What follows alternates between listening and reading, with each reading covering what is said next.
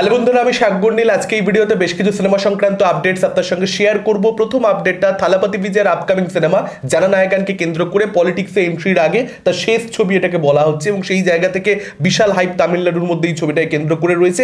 জানুয়ারি 9 তারিখে ছবিটা মুক্তি পাবে পোঙ্গালের সময়। তো এই ছবিটার প্রথম গান নভেম্বর মাসের ফার্স্ট উইকে আসতে চলেছে, এরকমটাই কিন্তু মিডিয়া রিপোর্ট সাজেস্ট করছে।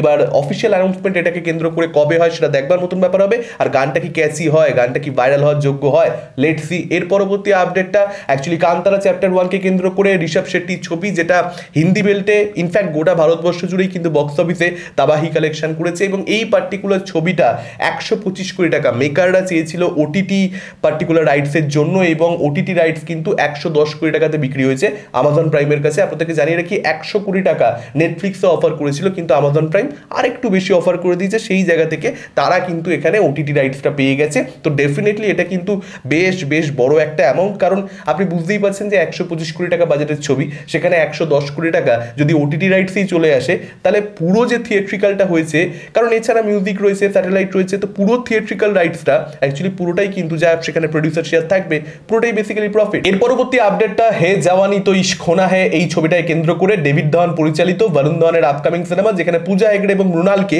আপনারা কিন্তু ফিমেল লিড হিসেবে দেখতে পাবেন। হ্যাঁ, দুজন নায়িকা ছবির মধ্যে থাকবে। আপডেট প্রিভিয়াসলি আপনার সঙ্গে শেয়ার করেছিলাম। তো সেই ছবিটার অ্যাকচুয়ালি এপ্রিলের 10 তারিখে 2026 সালে মুক্তি পাওয়ার কথা ছিল, কিন্তু এখন জানতে পারা যাচ্ছে এই ছবিটা কিন্তু ডিরেক্টলি চলে যাচ্ছে জুন মাসে। তার আগে কিন্তু এই ছবিটা মুক্তি পাবে না। এবার দেখা যাক যে ডেভিড ধাওয়ান একটা রেলিভেন্ট কমেডি ফিল্ম বানাতে পারে কিনা।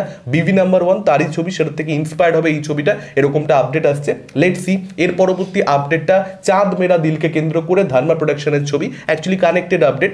একটা ছবি সরে গেছে বরুণ ধাওয়ানের এবং সেই জায়গাতে কিন্তু ধর্মা নিজের একটা ছবি প্লেস করে দিয়েছে, লক্ষ্যা এবং আনান্না পান্ডের ছবি। আপনারা সকলেই জানেন চাঁদ মেরা দিল। তো সেই ছবিটার ব্যাপারে আগে একবার আমি আপডেট আপনার সঙ্গে শেয়ার করেছিলাম। তো সেই ছবিটা এপ্রিলের 10 তারিখে আসছে। এবার দেখা যাক এই ছবিটা কীরকম কি বানানো হয়েছে, কারণ লক্ষ্যার কিন্তু একটা মোটামুটি একটা স্টার্ট হয়েছে কেরিয়ারটা পজিটিভ নোটে, সেখানে একটা খারাপ ছবি তার ইমেজ কিন্তু ট্যাম্পার করে দিতে পারে।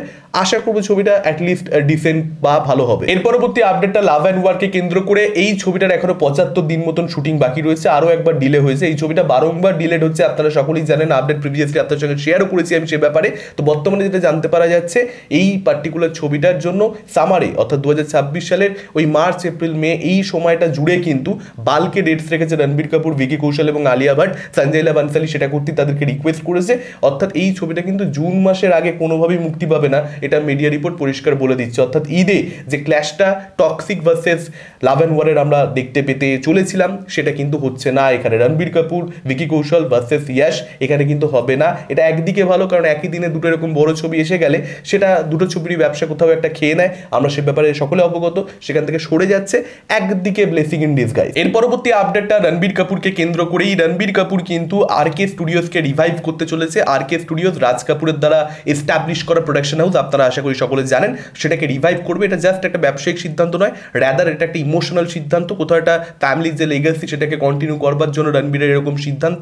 ভালো লেগেছে আমার বিষয়টা। এবং সব থেকে বড় যেটা আপডেট সেটা হচ্ছে বেশ কিছু স্ক্রিপ্ট নাকি শর্ট লিস্টেডও করা হয়েছে। তো দেখা যাক যে রণবীর কাপুর প্রডিউসার হিসেবে কি কি ধরনের প্রজেক্টকে ব্যাক করে। তার কারণ যে মুহূর্তে একজন অ্যাক্টার, রণবীর কাপুর প্রাইমারিলি একজন অ্যাক্টার যে সুপারস্টার হয়েছে, তার কেরিয়ারে গোড়াতে সে অ্যাক্টার হওয়ারই চেষ্টা করছে, সুপারস্টার হওয়ার চেষ্টা তার দিক থেকে ছিলই না, পরিষ্কার বুঝতে পারা গেছে।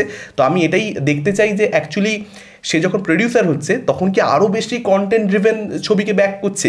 কারণ অভিনেতা হিসেবে সব ক্ষেত্রে আপনি সুপারস্টার হতে চাইলে সেটা করা সম্ভব হয় না, মানে একদম পিওর কন্টেন্টকে আপনি দিতে গেলে তখন সেটা বক্স অফিস ফ্রেন্ডলি হয় না অনেক ক্ষেত্রে। তো অভিনেতা হিসেবে অনেক কিছু করা যায় না। আমি চাইবো প্রডিউসার হিসেবে সে যেটা মানে সেটা যেন করতে চেষ্টা করে, দেখা যায়। এর পরবর্তী আপডেটটা অঙ্কুশকে কেন্দ্র করে নারী চরিত্র বেজায় জটিল। আপনারা জানেন খুব সম্প্রতি মিটিং হয়েছে এবং সেখানে বাংলা ফিল্ম ইন্ডাস্ট্রি স্টেক হোল্ডার্সরা উপস্থিত ছিলেন। সেখানে সিদ্ধান্ত নেওয়া হয়েছে ক্রিসমাসের যে ছবিগুলো ছিল, যেগুলো মুক্তি পেতে চেয়েছিল কিন্তু তাদেরকে সরানো হয়েছে, 23শে জানুয়ারি সরস্বতী পুজোর উইকেন্ড তাদেরকে দেওয়া হয়েছে, যার মধ্যে ভানুপ্রিয়া পুত্র হোটেল রয়েছে, হোপ কলরব রয়েছে, এসবিএফ এর একটা ছবি থাকবে, হয় সৃজিত মুখার্জির ছবি অথবা বুম্বাদার ছবি। আপনারা জানেন, আপডেট প্রিভিয়াসলি আপনার সঙ্গে শেয়ার করেছি।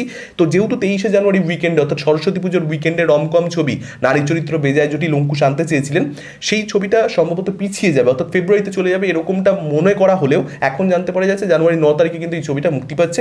মেকাররা কিন্তু অফিসিয়ালি অ্যানাউন্সমেন্ট করেছেন, অঙ্কুশ কিন্তু তার দর্শকদেরকে নিজেই আজকে জানিয়ে দিয়েছেন। এবার দেখা যাক যে এই ছবিটা বক্স অফিসে কতটা সফলতা পায়, টিজার ট্রেলার কতটা ভালো হয়, সেটা ইম্পর্টেন্ট এই ছবিটার ক্ষেত্রে হতে চলেছে। এর পরবর্তী আপডেটটা প্রভাসকে কেন্দ্র করে এবং পাবন কল্যাণকে কেন্দ্র করে এবং লোকেশ কানাগরাজকে কেন্দ্র করে, হ্যাঁ এই তিনজনের কোলাবোরেশন হতে চলেছে।